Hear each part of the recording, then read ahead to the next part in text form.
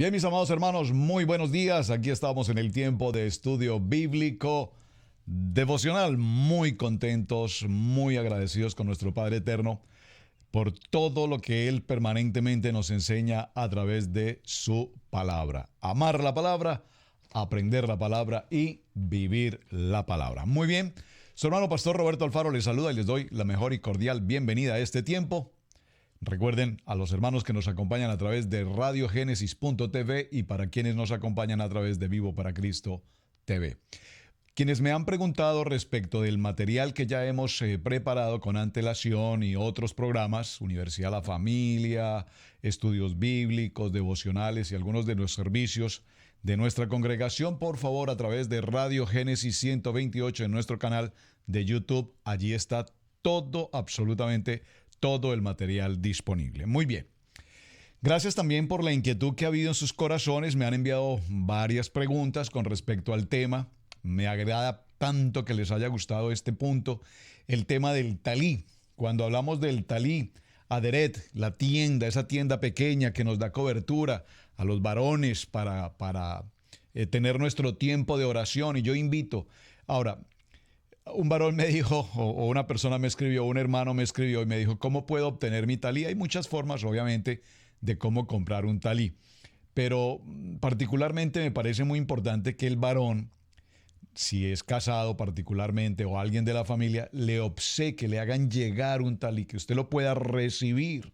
Mencioné ayer cómo después de muchos años, aún sin saber específicamente que era un talí como tal, su nombre técnico no lo conocía, o alguna vez vi a alguien con un talí, me pareció algo hermoso el poder tener uno ese tiempo de encerrarse en su tienda, dice Pablo, y poder tener ese tiempo de oración. Pues bien, hasta que un día Dios tocó el corazón de alguien en el camino y ese alguien vino a nuestra cabaña en aquel tiempo, mencioné en una actividad de matrimonios, y me obsequió mi primer talí, que por favor también conservo con mucho recuerdo porque fue un momento muy especial para mí. Así es que si estoy con las hermanas, mujeres, en sus matrimonios, qué bonito, esposa, que usted tenga ese presente y obsequie a su esposo ahora en este tiempo de cumpleaños, Día de Padre, bueno, yo no sé para qué ocasión.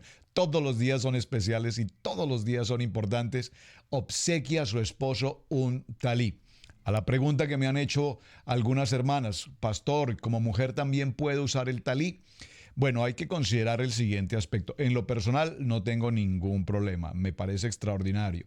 Hay algunos talí que tienen colores y tienen tal vez materiales muy femeninos, si me permiten usar esa expresión. Desde el punto de vista del judaísmo, vamos a decir, formal, ortodoxo, las mujeres no pueden usar el talí, toda vez que la expresión talí corresponde a una prenda de vestir para el hombre, de tal manera que entonces bajo esa condición las mujeres no deberían utilizar el talí de hombre. Sí es muy importante que ellas utilicen su manto de oración. Entonces hay un talí o un manto de oración especialmente hecho, preparado para la mujer como una prenda de vestir para mujer. Básicamente el contexto es esto. Si el talí es preparado para hombre, pues no lo debe usar, es un vestido para hombre, es un vestir de hombre, pues no debería usarlo una mujer. Es decir, una mujer no debería usar una prenda de hombre. Básicamente es el concepto. Sin embargo, pues también hoy con el tema de raíces hebreas y vamos a decir,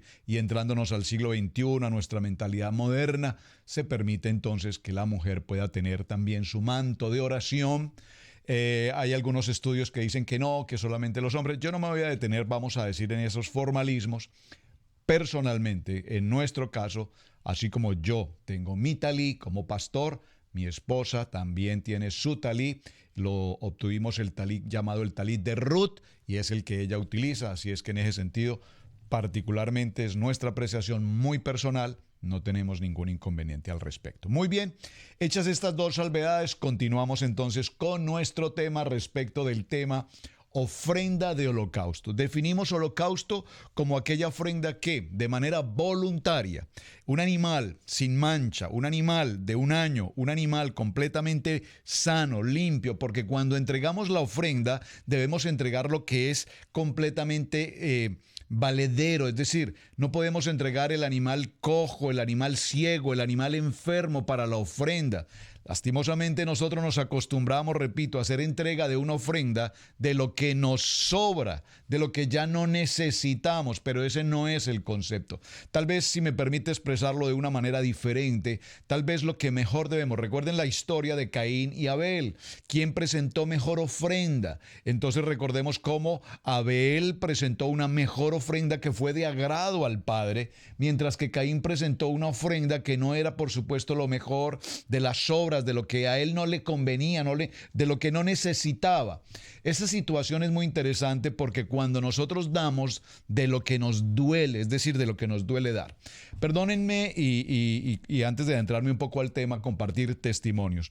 Puedo compartir testimonios únicamente si son testimonios de carácter personal que he vivido y que por experiencia personal, espiritual, por supuesto, puedo presentar, repito, como testimonio. Hace algunos años, estando en los Estados Unidos de América, muy recién llegado a este país, a unos amigos, hermanos en la fe, nos invitaron a viajar a otro estado, aproximadamente a unas 24 horas de carretera desde donde nosotros estábamos en aquel tiempo. Llegamos a una ciudad, nuevo todo para nosotros, y encontramos un ministerio americano en aquel tiempo muy importante, un ministerio muy grande, creciente en los Estados Unidos. Cuando yo tuve la oportunidad de llegar a ese ministerio, reconocer a este ministro, su ministerio, para mí fue una experiencia extraordinaria. Lo había visto desde mi país a través de los canales de televisión y fue una experiencia pues muy agradable el poder, repito, estar en aquel lugar. Una congregación inmensamente grande, muy grande. Tal vez era la primera vez que podía estar en una congregación tan impresionantemente grande. Lo que no sabíamos realmente es que a esa convención o a ese evento estaban asistiendo únicamente hombres, hablo de hombres en el término genérico, hombres y mujeres participantes que apoyan económicamente a ese ministerio. Y allí habían gentes de todas las naciones del mundo, del norte, sur, este y oeste, de todas las razas, de todos los colores, de todos los idiomas, que venían desde muchos puntos, repito, a este lugar durante 4 días, específicamente a sembrar una ofrenda en este ministerio. Puede usted tener idea entonces de lo que estoy hablando. Hombres y mujeres de todas partes, de tantas naciones, habían dado cita en este sitio durante 3 o 4 días para tomar un evento, un seminario, y durante ese seminario ofrendar.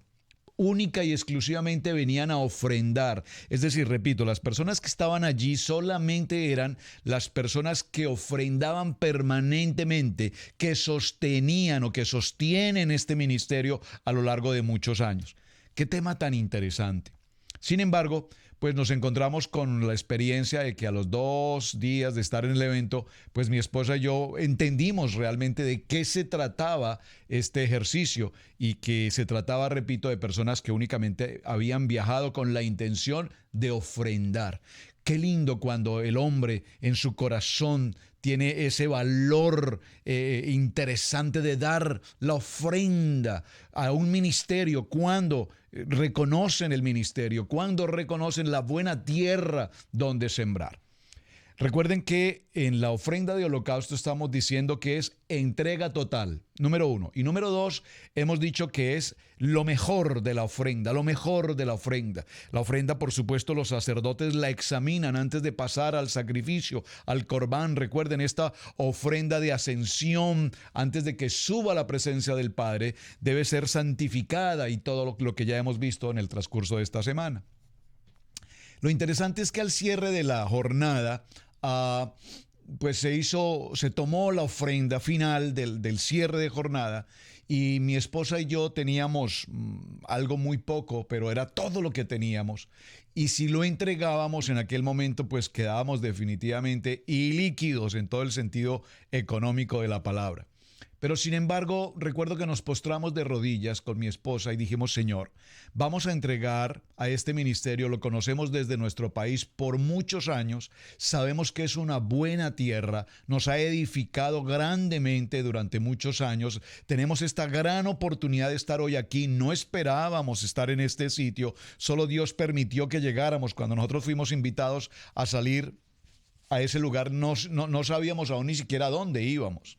Así es que vamos a entregarlo todo, Señor. Vamos a hacer una entrega total de lo poco que tenemos. Podría ser poco, pero sabemos que en el corazón de Dios no hay grande o pequeño, poco o mucho. Era todo cuanto teníamos. Estábamos dando todo cuanto teníamos. Entrega total. Y así fue, se hizo la entrega. Y para compartir este testimonio, a los pocos meses de haberse sucedido esta entrega total, esta ofrenda de holocausto, a los pocos meses el Señor nos bendijo de una manera tan extraordinaria, entregándonos para aquel tiempo una necesidad, cubriendo una necesidad muy grande que teníamos. Y era nuestra situación de carácter de vivienda. Estábamos de aquí a allá, en una renta, en otra renta, etcétera.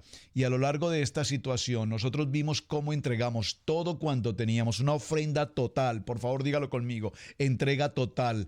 Y entrega total, por favor, no me malinterprete. Yo no estoy hablando de dinero, estoy hablando de que fue nuestra entrega total. Señor, tú nos trajiste a este país, tú hiciste el llamado audible a venir a esta nación, dejar todo cuanto teníamos, Señor, aún a nuestras propias familias distantes por años hoy. Y Señor, venimos en el propósito de servir en el ministerio, y tú has dicho que tú nos prepararás y que tú serás nuestro proveedor y que tú serás nuestro sanador, que tú suplirás y que nosotros estamos en tu cobertura, en tu manto, Dios. De tal manera que todo esto, mis amados hermanos, para concluirles en el testimonio, el Señor nos bendijo entregándonos nuestra casa de habitación absolutamente nueva, de una manera total y absolutamente sobrenatural. Sobrenatural. Con esto quiero transmitirles un mensaje, mis amados hermanos.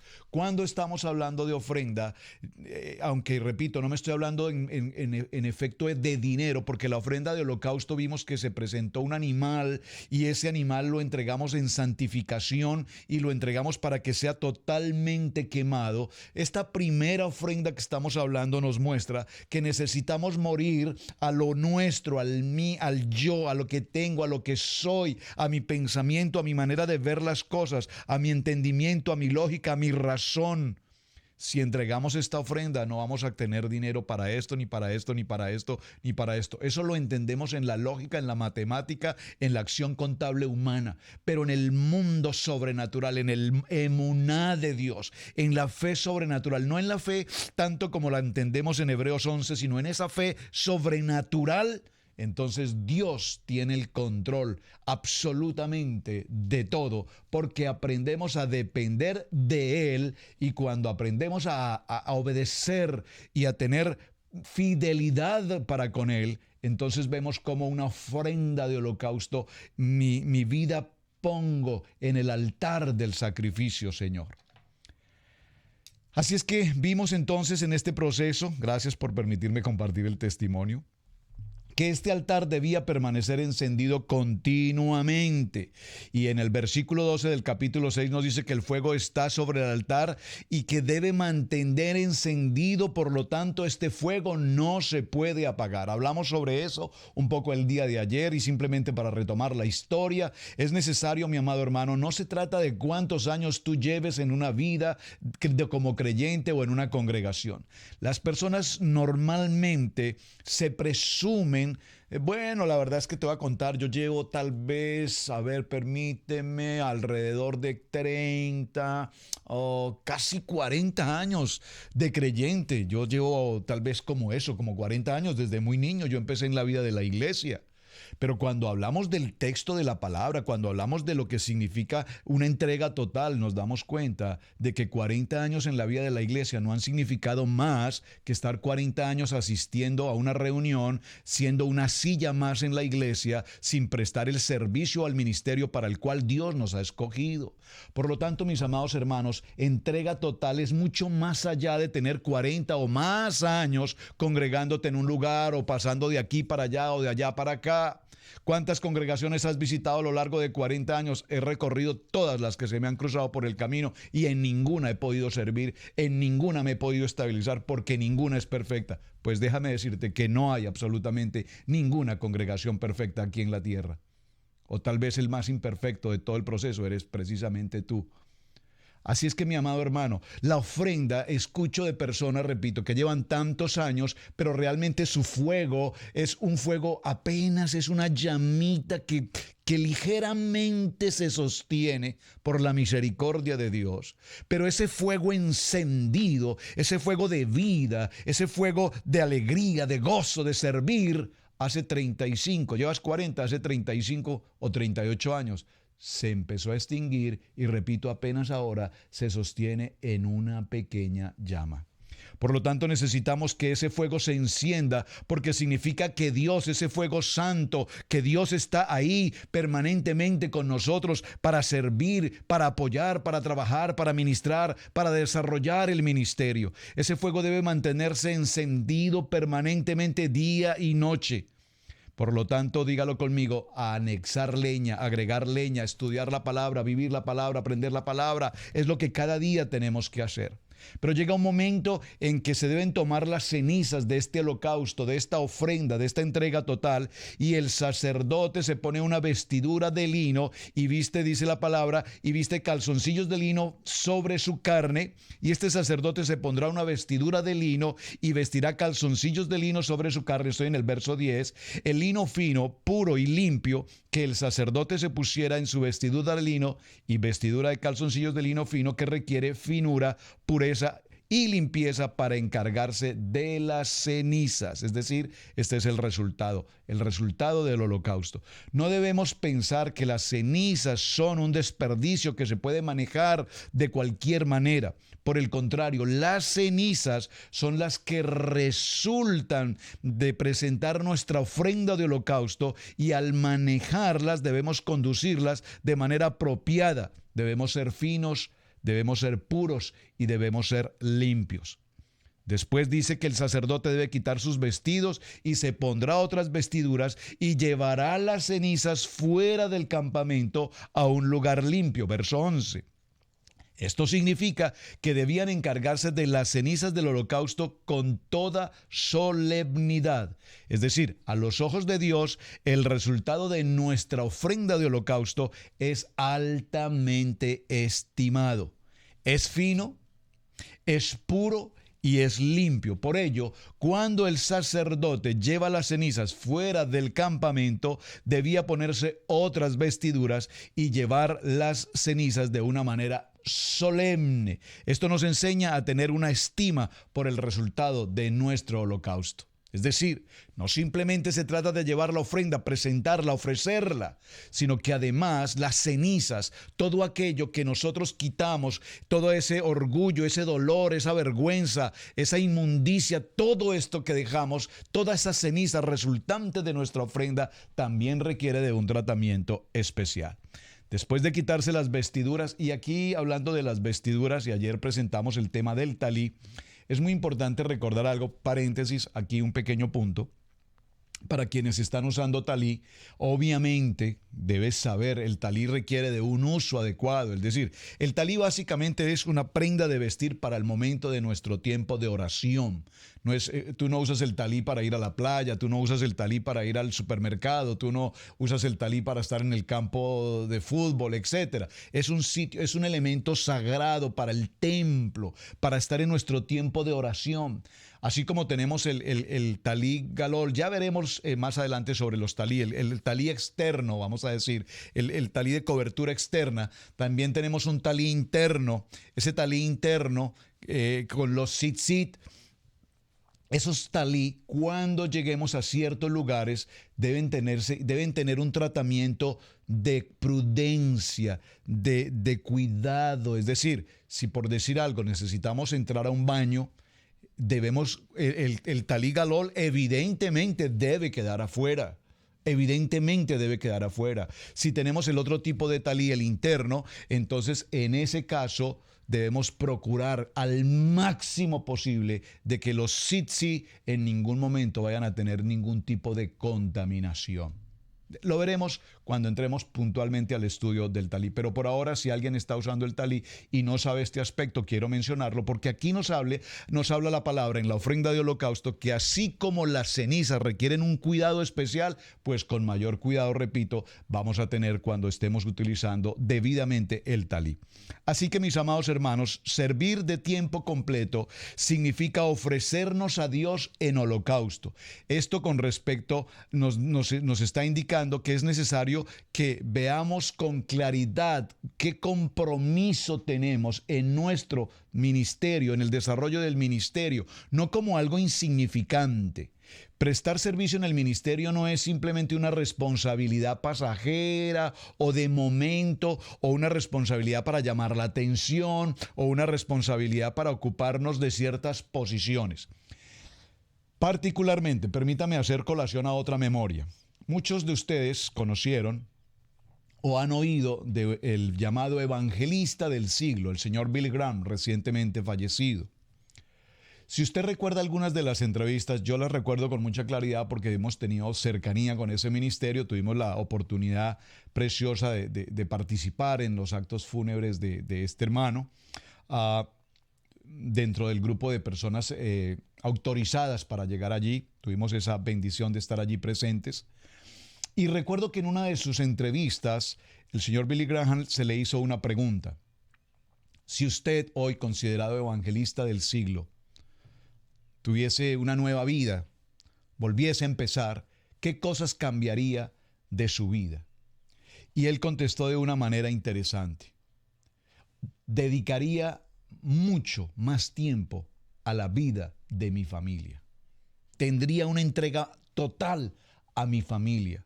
Un hombre como él, ustedes saben, visitó tantas naciones en el mundo, creo que absolutamente todas, durante tantos años. Tuvo una entrega total al ministerio, pero también hubo una falencia al descuidar a su propia familia. ¿Y por qué hablo de esto? Porque es muy importante que definamos nuestras labores como ministerio y nuestras labores sacerdotales. Nuestro primer ministerio el Señor nos lo ha entregado. En el caso personal, soy pastor de una congregación, 2 congregaciones de nuestra iglesia cristiana integral, ciudad de Cherryville, ciudad de Asheville. Pero mi prioridad ministerial y pastoral y sacerdotal está en una esposa y 3 hijos que el Señor me ha entregado. Muchas veces entregamos tanto tiempo a la congregación que nos olvidamos del primer ministerio que Dios nos ha entregado como familia. Por lo tanto, es necesario que la entrega total a mi responsabilidad paterna, mi responsabilidad como esposo, como ministerio, tengo que definirla, una entrega total en mi familia. Usted me va a decir, pero primero Dios, segundo Dios y tercero Dios. Sí, claro que sí, pero la primera tarea que Dios me entrega es mi familia y por quien Dios me va a llamar a cuentas es por mi familia. Así es que debemos tener claras cuáles son nuestras responsabilidades y nuestras funciones. Entonces, mis amados hermanos, lo que nosotros hacemos como servidores a tiempo completo no es simplemente predicar el evangelio a fin de salvar a los pecadores, establecer iglesias locales aquí y allá, porque muchas veces esto infla, perdónenme que use la palabra infla, nuestro propio ego. Es que tengo una congregación aquí, tengo otra allá, tengo en otro país, tenemos esta, somos 60, 70 y tengo tantas congregaciones que he plantado tantas obras en tantos lugares, por lo tanto yo soy el apóstol de cientos de iglesias en el mundo. Wow, pues gloria a Dios. Pero realmente lo que el Señor nos enseña a través de su palabra es que nosotros necesitamos ayudar a crecer la vida del creyente, enseñando la verdad. Dice la palabra, conoceréis la verdad y la verdad os hará libres, verdaderamente libres. Más que buscar posición en el ministerio, reconocimiento en el ministerio, necesitamos tener la humildad de servir a los demás con prontitud. Es decir, edificar adecuadamente la congregación, el cuerpo, la familia del creyente.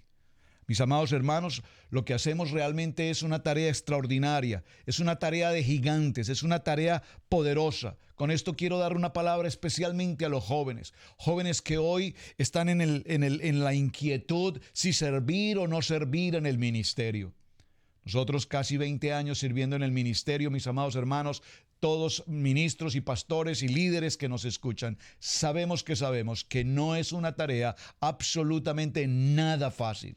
Pasamos momentos muy difíciles, enfrentamos circunstancias muy difíciles, pero tenemos la claridad en nuestro corazón de que servimos al Dios Todopoderoso y que nunca jamás Él nos abandonará. Por lo tanto, ofrecer mi vida en sacrificio y en entrega total significa que yo voy completamente en el camino y en el propósito para el cual el Señor me ha llamado y para el cual el Señor me ha escogido, entendiendo que este asunto no es un asunto de riquezas, entendiendo que este no es un asunto de posiciones, entendiendo que este no es un asunto de renombre, entendiendo que esto no es un asunto de rating, sino entendiendo que el servicio ministerial, el servicio sacerdotal, ante todo, es sencillez y humildad de corazón. A los soberbios, bueno, usted sabe qué dice la palabra al respecto, ¿verdad? Así es que con las cenizas, en el holocausto de las cenizas, nosotros entendemos que es el resultado de morir, el morir. Gálatas 2:20 que nos dice, juntamente con Él estamos crucificados, porque ya no vivo yo, humanamente el hombre, la intención o el pensamiento humano. Ahora, juntamente con Él estoy crucificado y por lo tanto juntamente con Él también resucitaré. Esas cenizas quedarán allí, sepultadas, porque esas cenizas serán mi testimonio de que he entregado mi vida completamente para servirle a Él. Así es que cuando nosotros tomamos estas cenizas o cuando nosotros vemos el proceso por el cual pasamos, veremos que esas cenizas allí, que aparentemente no significan nada, representan el momento en el que yo entrego, repito, mi vida completamente al servicio y al propósito de Dios. La incineración de la grosura de la ofrenda de paz que nos habla aquí en Levítico capítulo 6, verso 12, significa que la incineración de nuestro holocausto debe ser establecida como un fundamento de nuestra dulce comunión con nuestro amado Dios. Por mucho que sintamos que disfrutamos nuestra vida en el ministerio, necesitamos vivir día a día una vida de ofrenda y de holocausto, entendiendo que sin Dios nada podemos hacer. Que nuestro tiempo de oración y nuestro tiempo de comunión sea un tiempo de dirección y de revelación de la palabra en el Padre. Que el Señor dirija cada día nuestro entrar y nuestro salir. Que el Señor nos dé su mano poderosa para seguirnos, para guiarnos, para establecernos y para determinarnos. No podemos seguir haciendo las cosas de la Biblia a la manera del hombre. Cada elemento bíblico, cada paso que demos en la palabra tiene que ser única y exclusivamente en el propósito y en la dirección, en la guía y en la sabiduría de nuestro amado Padre Celestial. Mis amados hermanos, en verdad que estoy muy contento y agradecido con el Señor por lo que nos ha venido enseñando con el tema de las ofrendas. Ustedes me han escrito cosas, algunas palabras que en verdad tocan profundamente a mi corazón. Pastor, porque siempre durante tantos años en mi vida he entendido que las ofrendas única y exclusivamente son dinero, dinero, dinero. Pero lo primero que tenemos que entregar como ofrenda, Romanos 12, que nos dice, en sacrificio vivo nuestros cuerpos y entremos a un tiempo de renovación de la palabra. Y cuando nosotros tenemos claridad en este concepto en nuestro corazón, sabemos entonces que realmente estamos llamados y escogidos para un propósito. Me he tomado un tiempo, creo que suficiente, para hablar del concepto de ofrenda desde el punto de vista de holocausto, para entender que en el ministerio, en la congregación, en la familia de la fe, no hay o más importantes o menos importantes. ¿Qué dice la palabra? Ni judío ni griego, ni libre ni esclavo, ni blanco ni negro. Todos en la entrega total somos hombres y mujeres llamados y escogidos como hijos de Él, del Dios Todopoderoso, para servirle, y servirle aquí significa estar en el ministerio. Por lo tanto, cuando hablamos de las ordenanzas y los mandamientos, en todo el proceso de la Biblia hay una palabra que ustedes ya recuerdan que tanto he mencionado. ¿Cuál es? Obediencia. No se trata de a qué concilio o a qué doctrina o a qué cultura religiosa pertenezco. Se trata de cuánto hoy estoy caminando en la Biblia, en la palabra viva, haciendo lo que la Biblia me dice que tengo que hacer conforme a lo que la palabra me dice que tengo que vivir. Mis amados hermanos, este es el tiempo de estudio bíblico devocional. Su hermano Pastor Roberto Alfaro, les doy muchísimas gracias por acompañarnos. Estamos cerrando este concepto entonces del tema del holocausto, el corbán, la ofrenda de ascensión, entrega total. Dígalo conmigo: entrega total, entrega total, entrega total. Aviva el fuego que hay en ti. ¿Cómo? A través de la palabra. Muchísimas gracias por compartir el video, muchísimas gracias por sus mensajes, muchísimas gracias por estar atentos a Estudio Bíblico Devocional, y mañana continuaremos en este tema extraordinario de las ofrendas. Solo para cerrar y recordarles los 5 tipos de ofrendas. Ustedes ya me contestaron la tarea. Recuerden que vamos a trabajar cada una de ellas. Es muy importante que las tengamos claras, y creo que hemos definido ya con buen concepto el tema de la ofrenda de holocausto. Entrega total. Bendiciones, muy buen día.